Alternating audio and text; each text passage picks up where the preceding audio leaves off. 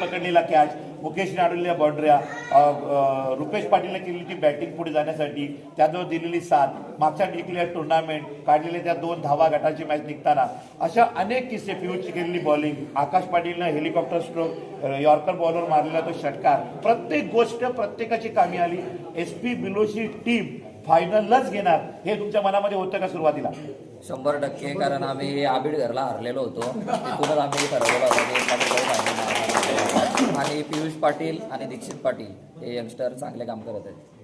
नक्कीच बघितलं, टीमचं चांगल्या पद्धतीने या ठिकाणी तालमेल मात्र घडून आलेलं आहे. आमच्या समेत SP बिलो टीमचे कप्तान कर्णधार या ठिकाणी निखिल पाटील जोडले होते. त्यांनी एकच म्हटलं होतं की हरलो लाखाची, पुन्हा जिंकायची होती 30 लाखाची. राहुल भोईरांचं वाक्य त्याच ठिकाणी पडलं होतं, लाखाची हरलोय तर लाखाची जिंकून दाखवायची आणि ट्रॉफी आणायची.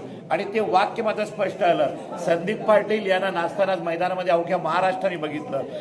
त्यांचेच बंधू संदेश पाटील आणि पियुष